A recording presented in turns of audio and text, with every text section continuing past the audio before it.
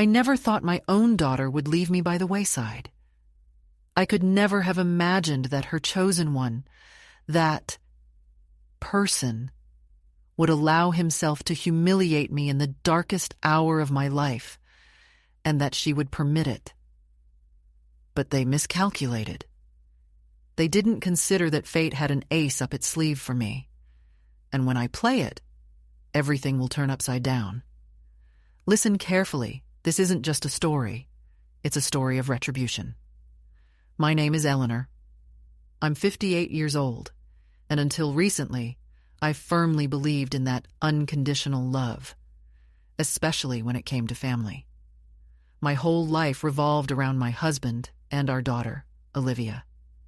Every baked good, every organized holiday, every saved penny, everything was for them. When my beloved husband passed away from cancer last year, the world around me collapsed.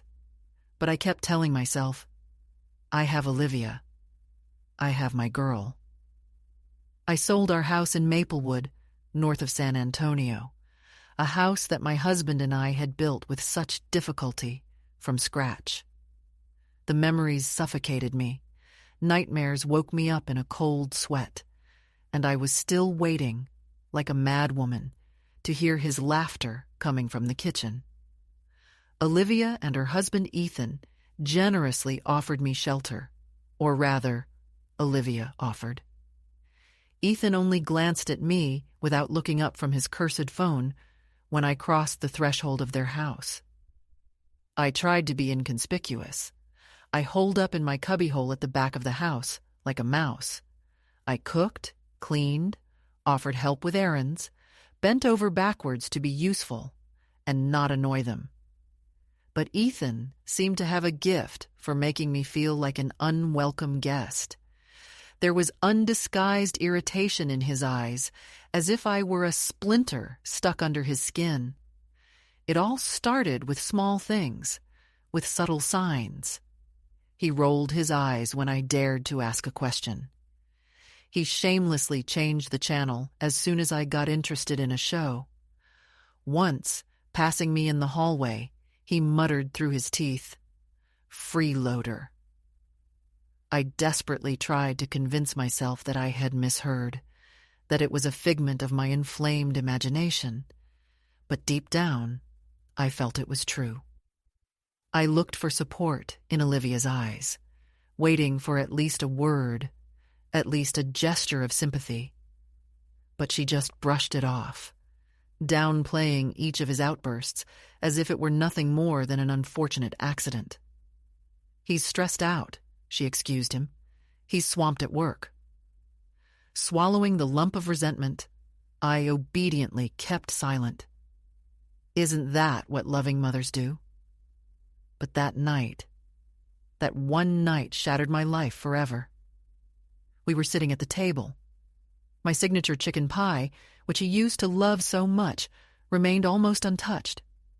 Olivia, glued to her phone, was intently looking at something. Ethan, as usual, was slowly sipping his beer. The silence weighed on my shoulders like a heavy burden. And then, like a bolt from the blue, his words, "You know what? Maybe it's time to stop playing charity. It's time to admit that this has dragged on." Olivia froze with her mouth open. I stared at him, not believing my ears. "What? What do you mean by that?" Instead of an answer, a contemptuous smirk. "The fact that it's time for you to leave. You don't work, there's no help from you, and the bills don't pay themselves. We didn't sign up to support dependents." My breath caught in my chest. My heart pounded wildly, tap dancing in my ears. In desperation, I turned to Olivia, seeking support. But she avoided my gaze. "Maybe it will be better this way," she muttered, not looking up. "If you find something more reliable, for the common good." No scream, no tears, not a single reproach escaped my lips. Getting up, I went to my room, where I silently gathered my belongings. 2 suitcases that contained all my surviving life. As I packed, not a single tear fell. They flowed later, when I was standing outside their house, shivering from the wind that pierced my thin coat. That's when the realization came. I had nowhere to go. Olivia didn't come out to see me off. Ethan didn't even bother to pretend to say goodbye. I sat on the curb for maybe an hour. The phone died traitorously, leaving me in silence and loneliness. And my heart, it seemed, had also breathed its last. Here she is, wiped off the face of the earth, flashed through my head. That night, I found refuge in a cheap motel, where the wallpaper was peeling off the walls, and the vending machine greedily swallowed my last coins. A sleepless night passed in empty stares at the ceiling and endless questions. How did everything turn into such an icy nightmare? What did I do to deserve this betrayal? The next morning, gathering the remnants of my courage, I sent Olivia a message. I understand, and I will always love you. In response, only deafening silence. A week later, I sent another one, then another. Birthday greetings, short news about myself, but all in vain. Silence. 3 endless months passed. Each day dragged on agonizingly long, as if deliberately testing my endurance. I desperately looked for work, any work, just to get a foothold. But who would want to take a grieving widow, who is almost 60, and without experience in recent years? Thoughts of house cleaning and babysitting flickered through my mind, but my body no longer obeyed as it once did. Loneliness constricted my throat, and shame. It was even worse. I had given this girl everything. How could she simply erase me from her life? One evening, rummaging through an old box of family relics in a futile attempt to feel some connection to the past, I stumbled upon it. My mother's old diary. I hadn't touched it in years, maybe never even read it. But something drew me to it. Perched on the edge of the bed in the cheap motel, I opened it and flipped through the pages. And there it was. A name. The truth. A secret that turned everything upside down. I remember that moment in every detail. My hands trembled as if I had a fever. My heart pounded like a bird in a cage, because in an instant, I was no longer just a mother who had been kicked to the curb. I became someone completely different. And for the first time in months, a smile appeared on my face. They took everything from me, but they have no idea what's coming. After that night, the days turned into a colorless, blurred watercolor, streaming down the damp canvas of my life.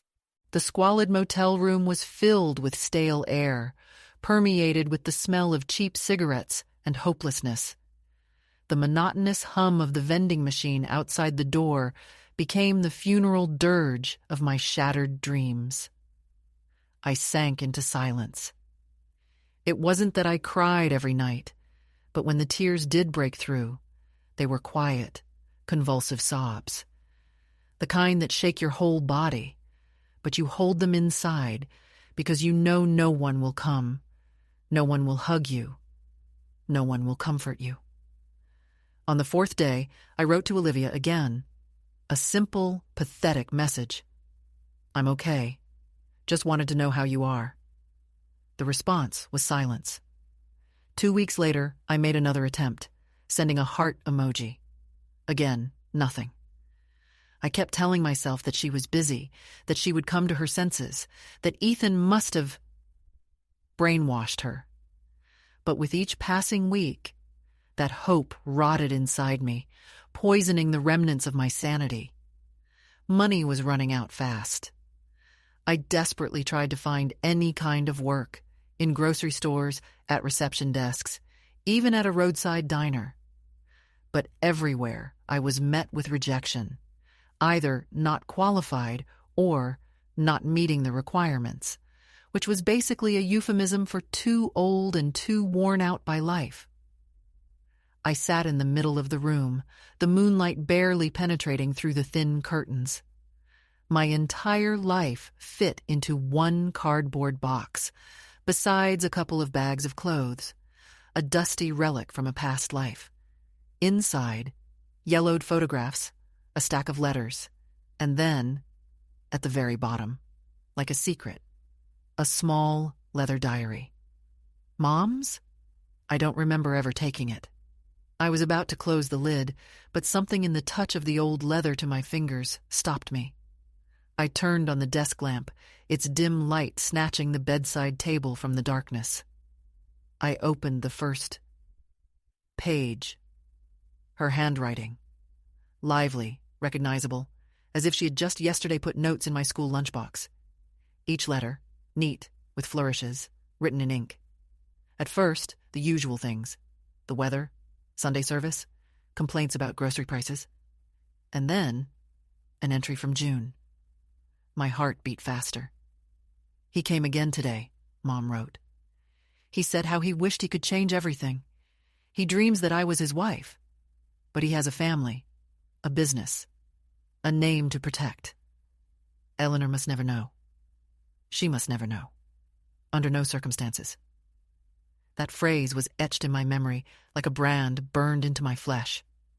I whispered to myself, someday, may she understand how much I loved her. Even if her birth was an accident, a product of passion, not love. My heart was pounding in my chest. I reread it again and again. She must never know. The air seemed to thicken, making it hard to breathe. I turned the page, and another, and another. Each entry, like a punch in the gut. Snippets of phrases, half hints, memories of secret meetings in hotels, small sums of cash that she took reluctantly, but with desperate necessity. She never mentioned his name, only the initials, HJS. But then there was an entry for February. He said he arranged everything, that if anything happens to him, he will take care of Eleanor, allocate part of his fortune to her. Not officially, of course. That's too risky. But he promised a trust, a letter with instructions. He said his lawyer, Mr. Sterling, knows her name. Like a blow to the head. Sterling. I had seen that name somewhere before. 2 long days spent at the motel's shared computer, endless internet searches. And there it was. Samuel Sterling, a retired estate lawyer, still listed with a private firm in Houston. I couldn't bring myself to call. I just couldn't. My hands were shaking as if I were holding a live wire. Instead, I wrote a letter, a real one, by hand, laying out the whole truth.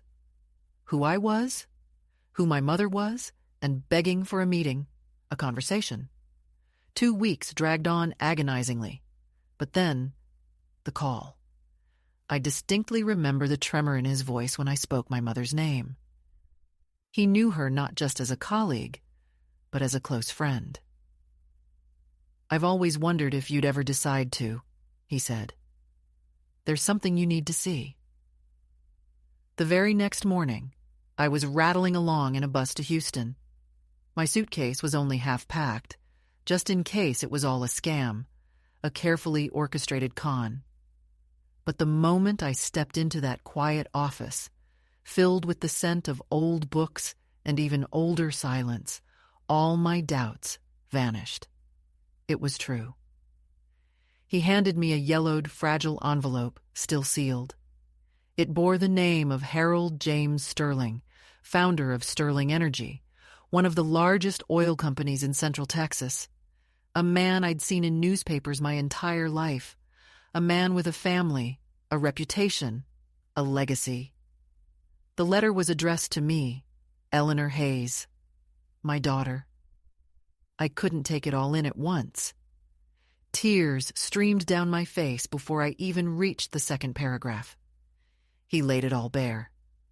He confessed to the affair, to the torments of his conscience, to the unspoken love that lived in his heart. And finally, he made a promise. In the event of my passing, I have ensured that a portion of my personal assets, which do not pass through my official estate, will be transferred to you through Mr. Sterling. You are my blood, and although I was too cowardly to admit it in life, I do so now, in death. Mr. Sterling, reserved and taciturn, slid a folder across the desk. Inside were bank statements, a modest investment portfolio, property deeds, stocks. In total, a little over $1 million. I looked from the papers to him, unable to believe my eyes. "Is this real?" I whispered, as if afraid to break the silence. He nodded, his gaze filled with a quiet sadness. "It's yours. It always has been." My heart pounded in my chest, not because of the money, no, but because, for the first time in my life, I felt special, seen, acknowledged. I didn't scream, didn't laugh, didn't break down. I simply sat there, quiet as a whisper, letting this truth wash over me like a long-awaited rain after a drought. That night, in my dingy motel room, sleep eluded me. I lay staring at the ceiling, as I had done countless nights before. But tonight, a faint smile played on my lips. They naively believed they had gotten rid of me. They thought I was finished. How wrong they were. I wasn't broken. I was only just awakening. I didn't return to San Antonio immediately. Something deep inside me had fractured and been reborn. I was no longer just Eleanor, a forgotten and rejected mother. Now I was someone new, a woman who had been deceived her entire life and who had finally seen the truth. For the first time in months, maybe years, I wasn't suffocating with shame. I breathed deeply, intoxicated by the clarity. I lingered in Houston for a few more days, simply wandering the streets, inhaling the life of the city, drinking coffee in cozy cafes, enjoying the silence, watching people live their ordinary lives. People who hadn't been thrown overboard, like me. And, for the first time in my life, I didn't envy them. I studied them, trying to see their true faces behind their masks of everyday life. Who was hiding heartache behind a strained smile? Who was being betrayed? Who was clawing their way out of the depths of despair? Samuel Sterling had left me more than just an inheritance. He had given me invaluable time. Time for reflection. Time to realize the power that was now concentrated in my hands. And I was going to use that power to the fullest. It wasn't just wealth. It was a mountain of power, immense and intimidating. But the humiliation, like bitter medicine, had become fuel for my revenge. Returning to San Antonio, I wouldn't even consider going back to that musty motel. Instead, I rented an apartment in the heart of the city, just steps from South Congress Avenue. A stylish, modern sanctuary that Olivia and Ethan couldn't even dream of. My wardrobe was transformed. Sophistication replaced cheap flashiness, and every detail spoke of deliberate choice. I had acquired a new kind of invisibility, one that opened any door. Days were spent on YouTube, devouring knowledge about investments, real estate, legal intricacies. I was learning the language of business not to build an empire, but to forge an armor capable of protecting me from any blow. Never again would I allow myself to be defenseless. And then I stumbled upon it. On a real estate auction website, there was a listing for an apartment building in East San Antonio. The building needed work, but the foundation was solid. And most importantly, it was the very complex where Olivia and Ethan resided. My heart pounded, and my eyes blazed with a fierce fire. My heart hammered in my chest as I stared at the monitor. There, right in front of me, was the listing for a building flagged as troubled due to unpaid taxes by the previous owner. The auction was only 2 weeks away, but I didn't hesitate for a second. With Mr. Sterling's help, I quickly established an LLC, an anonymous shell corporation. After preparing all the necessary documents and transferring the funds, I made my bid. No, I wasn't planning pure revenge. Rather, I intended to take control of the very place they so smugly considered their own. The auction was swift, and I emerged victorious, quietly, legally, and completely unnoticed. In an instant, I became the rightful owner of the building where they lived, where I had once been thrown out with 2 suitcases and a pathetic excuse, where they had humiliated me during the most difficult period of my life. I remember sitting at my desk, staring intently at the deed, whispering aloud with barely suppressed anger. Let's see how Ethan likes paying rent to the very mouth he couldn't feed. A month later, notices were sent to all the tenants. Rents were to be revised, and lease terms were to be drastically altered. For Ethan and Olivia, the amount tripled, not doubled. Market value plus all overdue payments. He must have been seething with rage. I didn't need to see it to know. I felt his anger piercing the space between us. But it wasn't about the money, no. It was about his pride. Ethan always needed to feel in control, and I, like a shadow, had pulled the rug out from under him. Olivia, as always, would follow him in his indignation. One evening, late at night, I drove past their building. Lights were on in the windows. Shadows darted behind the curtains. Olivia paced back and forth, and Ethan. His cries seemed to cut through the night. His silhouette flitting in the light was unmistakable. I watched them for only a minute, but that minute was etched in my memory. Then I turned around and drove away. Emptiness yawned in my soul. But somewhere deep down, a feeling flickered. Justification? And yet, above all this, swirled a sharp, unbearable sense of guilt. Because even now, knowing all that I know, holding what I hold, I would give anything to be called back. Not into the apartment, into my daughter's heart. But I knew it was impossible. The door had slammed shut. Forever. At least for now, I remained silent, biding my time. For sometimes the most deafening justice is delivered without a single word, and my revenge was not yet complete. Only 3 weeks after the rent increase, encountering Olivia at the grocery store, did I realize the depth of my transformation. She didn't notice me. I, like a shadow, lurked 2 aisles away behind a pile of discounted cereal. Olivia looked exhausted, not just tired, but broken. Her hair was carelessly pulled back in a bun, the way she wore it when she had been crying, trying to hide the traces of tears. The cart was half empty, filled only with cheap staples, rice, eggs, and a few cans of generic brands. I should have just walked away, but I couldn't. My heart pounded as if I were committing a crime as I followed her through the store, keeping my distance. She stopped in front of the macaroni and cheese in a small box, then stared at her phone. Perhaps it was a message from Ethan. Her shoulders slumped. She put the box back on the shelf. At that moment, something inside me snapped. Not pity for her, but a memory surfaced of a little girl running to me in tears when she scraped her knee. The one who whispered every night, trembling with fear, "Check for monsters under the bed." And now she was sharing her life with one. That day, I returned home, and I felt paralyzed.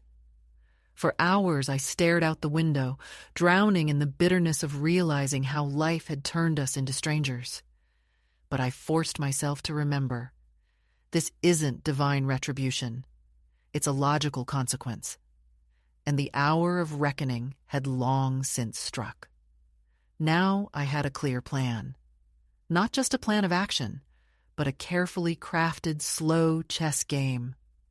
Every move calculated down to the smallest detail, every step verified. After all the legal formalities with the LLC were settled and the property was in my possession, I began to act. First, the little things. Leaks, broken locks, treacherously flickering lights. Ethan, blinded by his own importance, noticed nothing.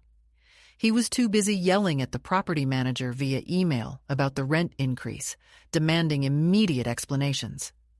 But I knew him inside and out, understood how his inflated ego worked. He would never move out. That would be a personal defeat for him, and Olivia, like a loyal shadow, would follow him. So I continued to methodically carry out my plan. I replaced the sign on the building, installed security cameras at the entrance, updated the residents' mailboxes, all under the aegis of my company, ML Holdings, after Margaret Louise. No one suspected who was pulling the strings. Soon, a notice arrived for annual inspections, mandatory and unavoidable. Ethan unleashed a furious tirade through the tenant portal, full of impotent threats and bombastic indignation. I smiled as I read his rant. He was floundering in the nets he had woven for himself, and I didn't even need to intervene. Meanwhile, I was transforming into someone unrecognizable. I changed my hairstyle, adopted a strict business style in clothing. My gait became confident and purposeful. Under an assumed name, I started attending small gatherings of budding entrepreneurs, learning the basics of real estate transactions and making useful contacts. No one was interested in my past. They only saw a quiet, collected woman with a piercing gaze and a willingness to invest cash. The best disguise is the truth you withhold. One morning, leaving a tenant meeting, I passed Olivia and Ethan in the parking lot. I was wearing dark glasses, my hair pulled back in a tight bun, and carrying a folder of documents. Olivia barely glanced at me. Ethan didn't recognize me at all. Later that evening, I sat in the living room, sipping tea, and reflected on how strange it was to walk past my own child and remain unnoticed, like a ghost. Something ached inside. Not because I am weak, but because I am stronger than they ever dared to admit. They couldn't see the real me, because their memory only held the version they were used to manipulating. But that woman is gone. The calls from Olivia were incessant. In each message, a timid hope, uncertainty. "Hi, Mom? Just wanted to see if you had a minute to talk? I understand things are complicated right now." I didn't answer, not out of malice, but to make her feel the gaping void she had created. And every time doubts began to gnaw at me from within, I opened my mother's diary. I reread those words like a mantra. Eleanor must never know. Never in the world. But I found out. And that knowledge forged armor around me, impenetrable to any lie. I am no longer the woman who begged for a place under their roof. Now I am the mistress of my own destiny, a woman who owns that roof. I always believed that revenge is not about bloodlust. It's about restoring balance. Justice without fury.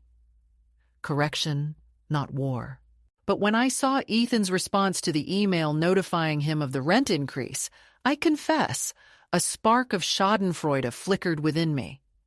The subject line screamed, "Rent increase." This is outrageous. There must be some mistake. To triple the rent? It's daylight robbery. I demand to speak with the owner of this dump. We've lived here for 3 years, never missed a payment. This is simply outrageous.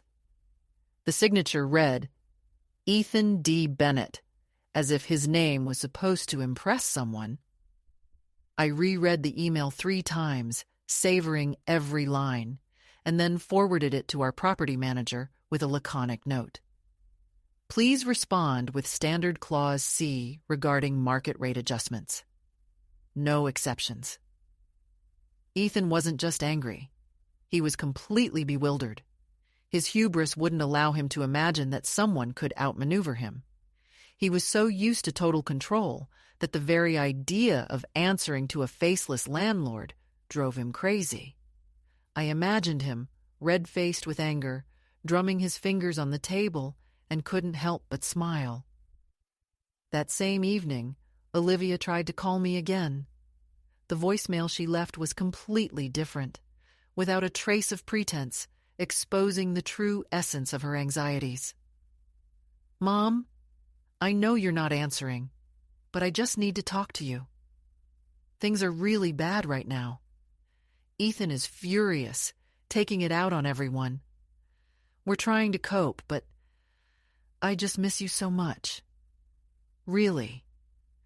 At the very end, her voice faltered betrayingly, revealing her despair. For a split second, my fingers hovered over the phone screen. I could have called back, assured her that everything would be all right, that I would fix everything. But I didn't. Because everything is fine was a lie, and I could no longer endlessly clean up the chaos she had directly contributed to creating. Olivia allowed Ethan to throw me out the door as if I were just an unaffordable bill they could no longer pay. And now, when she herself was backed into a corner, she suddenly remembered my number. No, let her stew in this silence a little longer. The following week, I approved additional landscaping work. Fresh paint for the facade, new lighting in the hallways, landscape design. The rent for Ethan became not just a burden, but a real curse. It went to pay for improvements that everyone but him enjoyed. There was a bitter irony in this. Everyone else was thriving, and he saw not the slightest glimmer of hope. Rage seethed within him, and he began leaving angry notes under the office door. The water pressure is terrible. The garbage isn't being taken out. If we're paying for this, it's just robbery. But all his pleas were lost in silence. Olivia, in despair, switched from calls to short, hopeful texts. Hi, we need to talk. I need you so much. And again, icy silence. Meanwhile, I watched everything from the sidelines. Bank statements relentlessly showed. ML Holdings was thriving, steadily making a profit. The other tenants were quiet, compliant, and paid on time.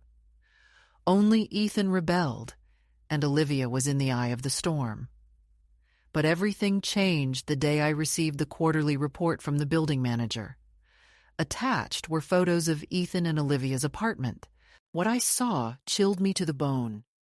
The bathroom covered in disgusting mold, cracked kitchen tiles, and mail piled up on the floor, like a silent testament to their despair. They were tightening their belts, living on crumbs. In theory, I should have felt pity. But instead, I was struck by icy clarity. It wasn't just about the money, about this cursed rent. It was about power, about how quickly it was slipping through Ethan's fingers. Rumors spread through the building. He was working overtime like crazy. Once, another tenant apparently caught Olivia crying on the back stairs. They were rotting from the inside, crumbling to dust, and I didn't have to say a word. I kept coming back to it. For so many years I had begged to be heard, begged Olivia to open her eyes to Ethan, to see what she was turning into, standing next to him. And now they were drowning in their own silence, and I watched from above, like a goddess of vengeance, in a literal sense. The windows of my new apartment overlooked their courtyard. Another building, higher up, a quieter area, a view they could only dream of. I didn't watch them day and night. No, just enough to remember. I wasn't crazy. I didn't invent their betrayal. What they did to me deserved consequences. And here they were, these consequences, unfolding right before my eyes. And yet, despite everything, at night I still froze by the window, the phone seemingly glued to my hand, and my gaze fixed on the last line of Olivia's message. I really need you. The maternal heart within me desperately wanted to help. But the woman I had become knew. This was just the beginning of the nightmare. I had always imagined heartache as a turbulent storm, with slamming doors, a hail of screams, furious scenes in public. But true pain turned out to be quiet, like a whisper. It penetrated me through unanswered voicemails, unread lines, the icy chasm of silence between me and the one who once called me Mom. Olivia's calls stopped. The messages became rare, like death throes. But the damage she was doing to herself seemed only to increase. From the building staff, I learned that the tension in their apartment had turned into a real war. Ethan snapped at everyone and everything, ignored repair requests, demanded pointless inspections, as if desperately looking for someone to vent his anger on. Olivia, I was told, looked like she had forgotten what sleep was. Her eyes were extinguished, and her shoulders slumped under the burden of unspoken pain. There wasn't a drop of joy in me. I felt no satisfaction watching their torment. My pain was much deeper. Seeing my own daughter, raised by me, voluntarily lock herself in a cage, calling it love. One afternoon, after a noise complaint, my manager sent a report. The downstairs neighbor heard a furious argument, cries about losing control, and accusations raining down on Olivia. Ethan stormed out of the apartment and didn't return until morning. Olivia remained locked up all night. The lights were off, the curtains tightly drawn. I waited. Not for Ethan. For her. 2 days passed. 2 long, agonizing days. And then, as the sun was already setting, the intercom rang. "Hello, this is Olivia Bennett. I wanted to know if Eleanor lives here. I mean, my mom." My heart froze. I couldn't answer immediately. I just stared at the screen, paralyzed. Slowly, with effort, I pressed the door release button. 10 minutes later, a quiet, timid knock came at my apartment door. When I opened the door, only a pale shadow of the daughter I knew stood on the threshold. Smudged makeup, a rumpled shirt. She looked exhausted, as if life had suddenly aged her 20 years. A long, agonizing pause hung between us. Our eyes met in silence. Finally, she forced out, "Hi, Mom." I stepped back, letting her into the house. She entered hesitantly, stealthily, as if afraid she wasn't welcome here.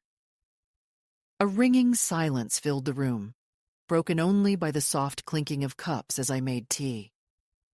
I didn't ask any questions, neither about why she was here, nor about how she was. I just handed her a cup, sat opposite her, and waited patiently. "I don't even know where to start," she whispered, her voice trembling. I remained silent, not interrupting her. She lowered her eyes, avoiding my gaze. "Ethan, he's very difficult. He's constantly angry, blaming everyone and everything. The rent, me, even the neighbor's dog. Can you believe it?" I remained silent, letting her speak her mind. "I thought I was doing the right thing. Back then, when we asked you to leave, made it seem like I had a choice.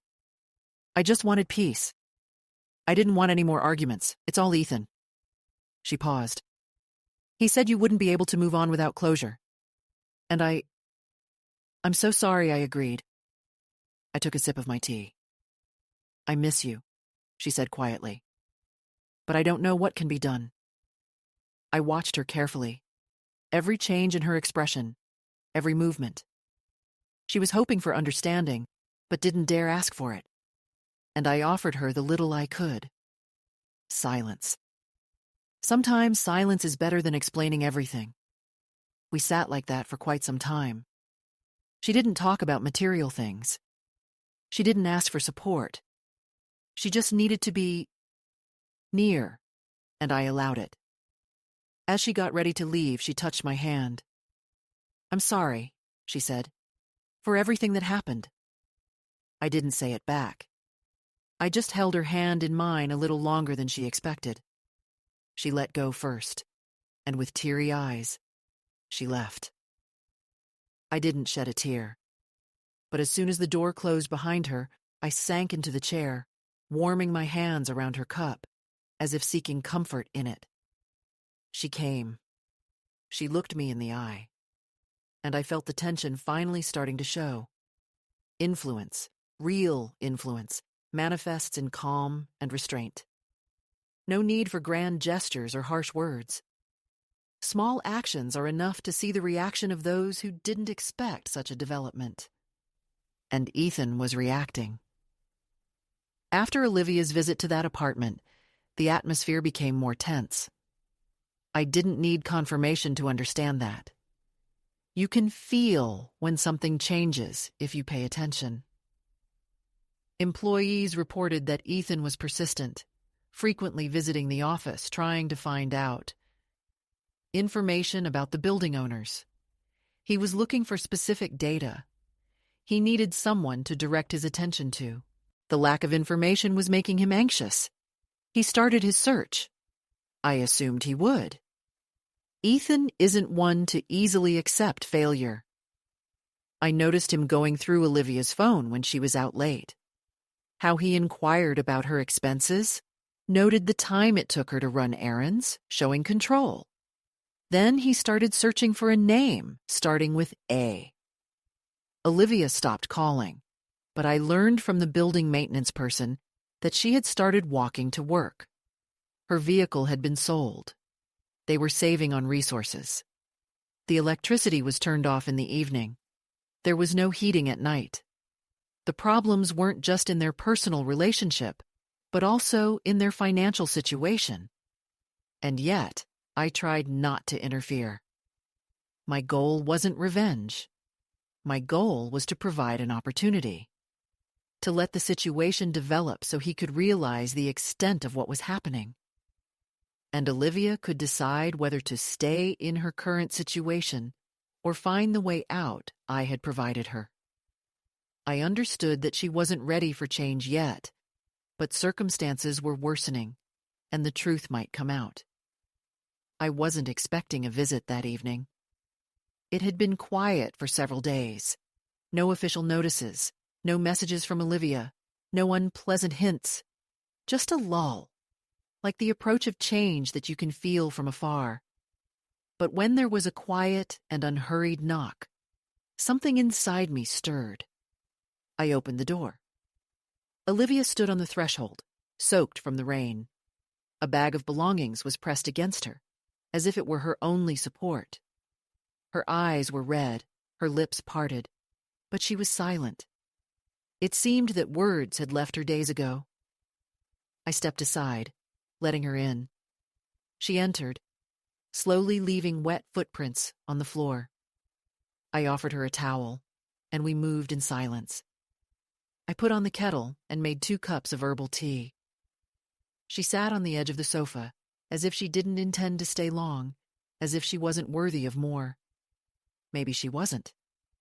She stared into her cup, her gaze absent. "He's turned into a different person," she finally said. I remained silent. I think part of me always knew that. But I tried to convince myself that it was temporary difficulties, that he needed help, that if I was understanding, everything would be all right. I was still silent. She looked at me. Her voice changed slightly. "He thinks someone is paying too much attention to us. He's very worried. He checks my messages, my contacts. The other day, he came to my work. Said he wanted to make sure I was okay.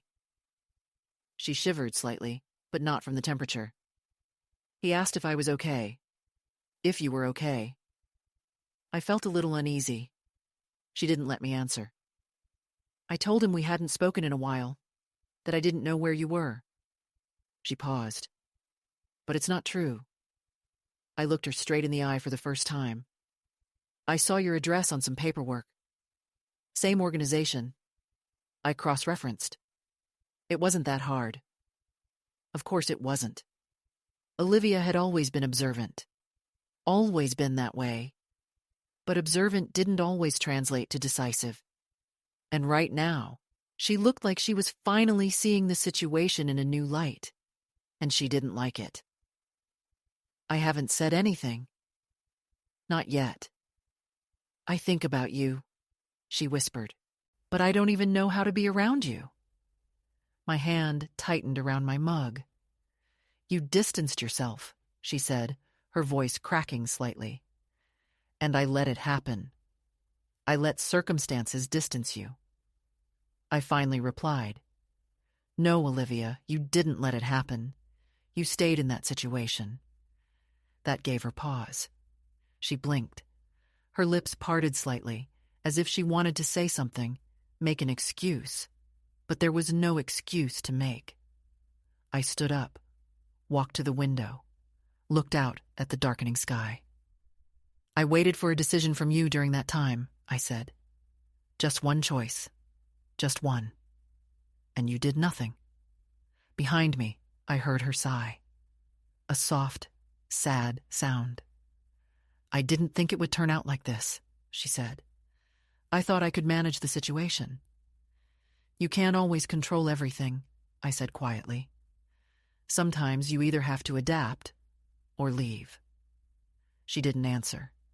She didn't need to. We stood in silence for a while. Two women who were once close, now filled with miscommunication. For now. Maybe forever. When she finally got ready to leave, she set her mug down gently, her eyes full of regret. I don't expect understanding, she said. I just needed to remember what it felt like to feel safe. I walked her to the door. She stopped, then turned and hugged me. I didn't immediately reciprocate. Then I did, trying to memorize the feeling. Hold on to it. When she pulled away, she didn't say goodbye. She just looked at me and left. And as the door closed, I felt something shift inside me. Not understanding, not yet, but a faint hope for it, if we could ever find common ground. The notice was sent out Tuesday morning. Calm, direct, no extra information. Mandatory meeting to discuss planned building work, scheduled for the common room next week. Attendance compulsory, questions encouraged. I knew he would be there. I knew he would be interested. He needed information, contact, someone to engage with. He had no idea he was walking right into someone he had once cut ties with. On the day of the meeting, I arrived early. I was wearing a neutral-colored suit and pants.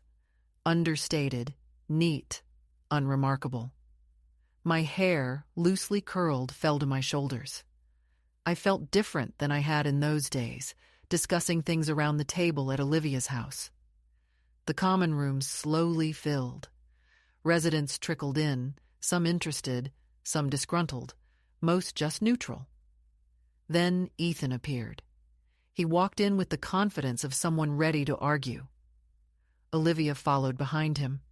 He scanned the room, not noticing me. He looked only at the building manager and headed straight for him. "Who's in charge?" he asked. "I want to speak to whoever's making the decisions." The building manager remained calm. "All information will be provided at the meeting." Ethan scoffed. Olivia was looking down. I was at the back of the room, silent. The meeting began. General announcements, ongoing issues, schedule, new system, area improvements, upgrades, useful changes, funded, in part, by those very fees Ethan had been so vocal about. Then the manager paused. We would like to acknowledge ML Holdings for their efforts in improving the property and caring for the well-being of the tenants. A representative of the owner is present. Are there any questions? I stood up. All eyes turned to me. I walked forward slowly, maintaining my composure and confidence. Each step echoed the slight tremor inside. Ethan's face registered confusion, then surprise. Olivia's mouth fell open slightly. I turned to face the room. Good evening, I said. My name is Eleanor Hayes. I am the owner of this building. Silence fell. Ethan stood up abruptly, his chair scraping back loudly. You? That's impossible. What is this? I looked at him, really looked at him, and saw the signs of stress he was trying to hide, the slight sheen of perspiration, the puffiness, the anxiety. No games, I replied calmly. Just business.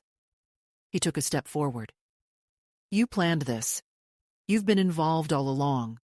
You changed the lease terms. You're trying to make things difficult for us. I remained calm. I provided you with accommodation. I made improvements to the property. I have tried to be fair to all tenants. I just remember the events.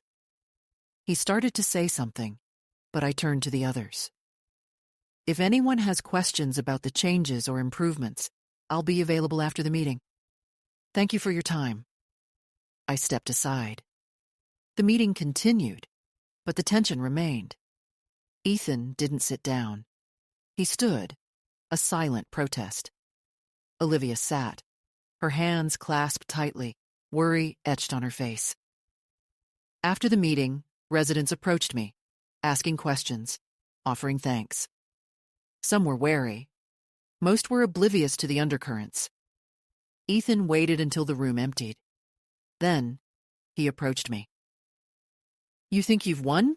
He said, his voice tight. But this, it doesn't matter. You've created animosity. I looked at him directly. No, Ethan. I didn't create the animosity. You did. The moment you disrespected me and disregarded my feelings. Olivia stepped between us. Ethan, stop it. He turned to her, surprised. What did you just... I said, stop it. She repeated, louder this time. She's not your enemy. She never was. You are. He looked at her like she'd disappointed him, and in a way, she had. Olivia turned to me, her voice trembling. I didn't know. I swear, about the project, about the funds, none of it. I nodded. I know. Why didn't you tell me? Because you needed to realize it, not just hear it. She swallowed hard, fighting back emotion. Ethan scoffed, stepping back. You two deserve each other. No, I said quietly. She deserves better. Then I turned and walked away. And for the first time since that fateful evening at their house, I felt something shift within me. Not anger, not triumph, but certainty. Calm, steady, and entirely my own. Olivia reappeared at my door a few days later. This time, holding something that sent a jolt of recognition through me the moment I saw it. A book. The cover worn with time, a small tear at the edge, the binding in need of repair. My mother's journal. I opened the door without a word. She entered, her gaze cautious, her breath a little shaky. I found this at my place, she said. I think during my last visit, you must have left it behind. She placed it carefully on the table, as if it were precious, and to me, it was. I read it. I felt a flutter of anxiety. I didn't mean to intrude, she added quickly, but I recognized her handwriting. I was hoping to find something that might explain things. Silence filled the room. I didn't know about the finances, she said softly, or the foundation, or any of it. I nodded slowly.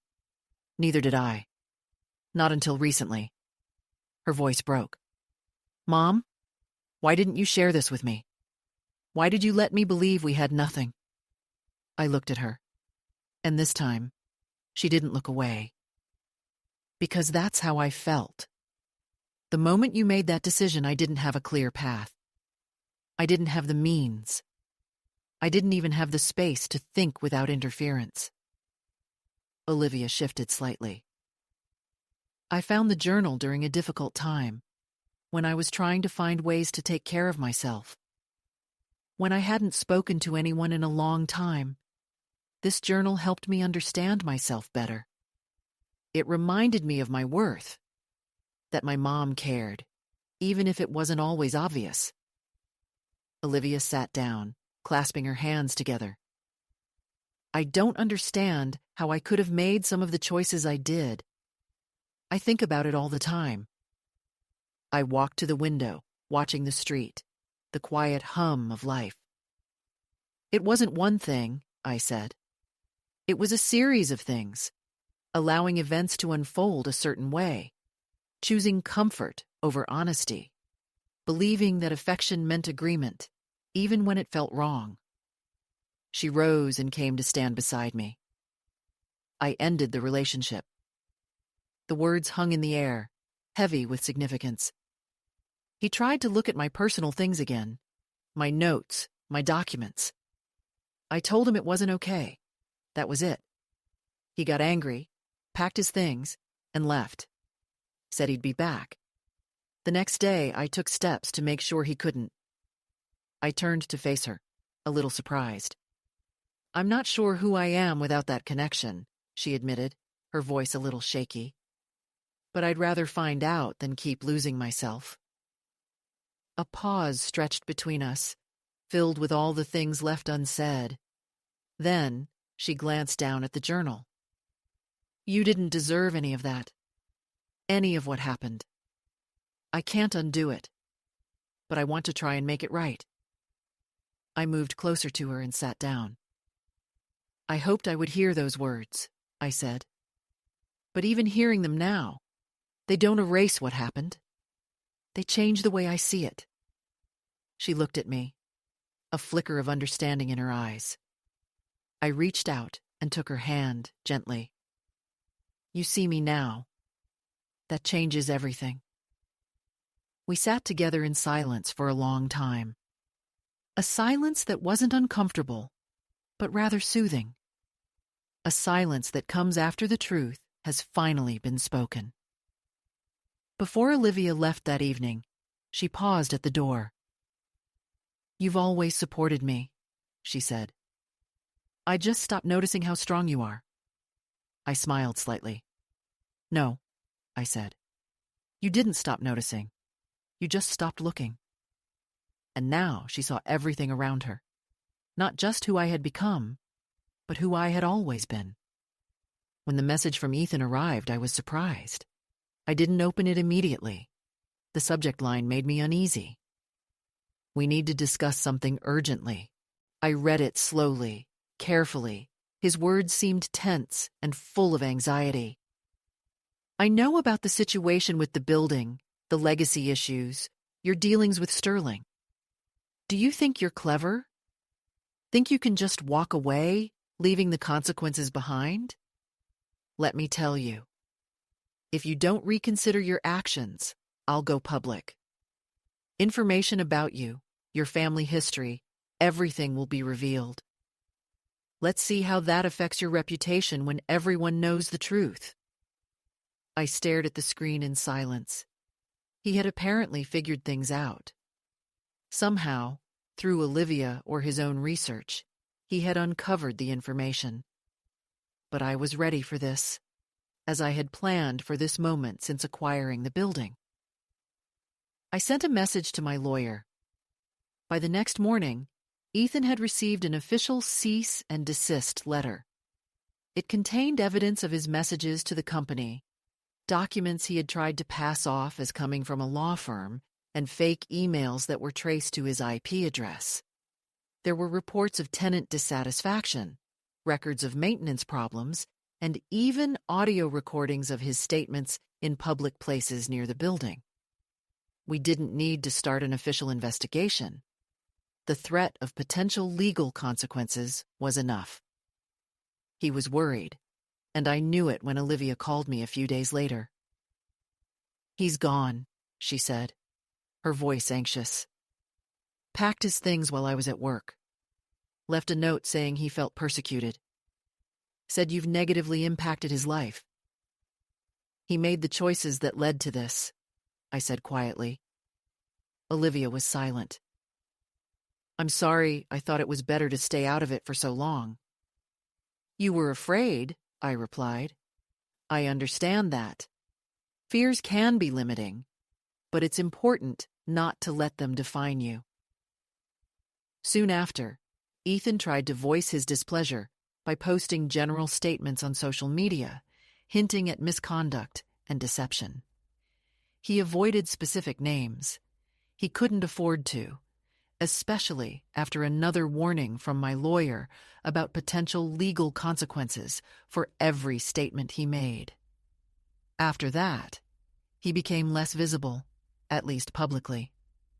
I suspected he remembered the day he realized that the woman he had once left in a difficult situation now had significant influence over his life, controlled his living conditions, and access to resources he had previously restricted from me. Olivia, in turn, was changing for the better. She moved within a month, found a suitable place near her work, started attending counseling, and took up creative pursuits. She even made me a gift, a symbolic painting in warm colors. I placed it in a prominent location. We began to communicate more often, not regularly, but when we did, it was open and honest. There was no longer any need to hide our feelings. The final piece of information came in a letter, another message, this time from Mr. Sterling. "Congratulations, Margaret. The transfer process is complete. All necessary documents have been signed. The matter with Mr. Harmon has been settled in your favor. You are now free to dispose of it as you wish." I carefully put the letter away, holding it close. It wasn't just about finances, property, or compensation. It was about justice, about restoring my reputation, my history, my confidence. In the morning, I contacted a real estate agent. I was determined to close the previous chapter and start a life where I didn't have to constantly fight. I could finally build it on my own terms. I sold the property at the end of spring. The closing was completed on a clear, sunny Tuesday. No fanfare, no celebrations, just the quiet touch of a pen, official confirmation, and the weight of past experiences, uncertainty, and forced silence finally leaving me. The funds arrived in my account the next day, but I didn't throw a party. Instead, I made a transfer, a significant transfer. A substantial portion of the proceeds was donated to a charity that helps women and children in difficult life situations. I reached out to an organization when I found myself in a difficult situation without support. I asked them to create a department dedicated to the memory of my mother, Eleanor House. It was my way of preserving the memory of someone who had a significant impact on me, who kept her stories so that I could learn more and develop my abilities. I used part of the funds to purchase a small house, a modest but cozy dwelling with 2 rooms on the same street in Maplewood where I spent my childhood. Trees in front, a place to relax, enough space for peace, for recharging, and perhaps for growing plants. On moving day, Olivia helped with the things. We didn't talk much, but after we finished, she sat next to me on the porch, tucking her legs in, and looked at the street as if remembering herself as a youth. "I remember riding my bike here," she said softly, "before the difficulties came." I nodded. "It was always peaceful here," I replied. "I forgot that feeling," she said. We didn't discuss the situation with the subject we'll call X. There was no need. That chapter concluded without a dramatic resolution, in an atmosphere of calm. He moved to another community, changed his field of work, perhaps started a new life, having previously signed a non-disclosure agreement and waived all claims. He sought to avoid further proceedings or unwanted publicity. Now, he seemed to have vanished. The subject we'll call Y stayed for a shared meal. We prepared simple dishes, like the ones we ate in childhood. She showed positive emotion when one part of the dish got slightly burnt. I reacted with laughter when she tried to blame the kitchen utensils. It was the first genuine moment of joy we had shared in a long time. In the evening, after she left, I stood at the window, holding a hot drink, watching the moonlight illuminate the space in front of the house. And for the first time in a very long time, I said aloud, I accept what happened. Not in relation to why, but in relation to myself, because that turned out to be the most difficult thing. Not to overcome the consequences, but to realize that I was not what they tried to suppress. I felt like a small particle that was not taken seriously. I was shown that restraint could be perceived as vulnerability, but I learned to use it to my advantage. They tried to deprive me of my individuality, but I became someone difficult to ignore. I sat down, opened my notebook for the last time, and left a message inside for Olivia to find one day. Your worth is not determined by the recognition of others. Your strength does not depend on their approval. All you need is sincerity and the memory of yourself. Time passed quietly. The drink in my hand was no longer hot, but in my soul, I felt peace. There was no need to prove my case. There was no need to strive for excellence. I just needed to remain myself, and now I finally felt at peace.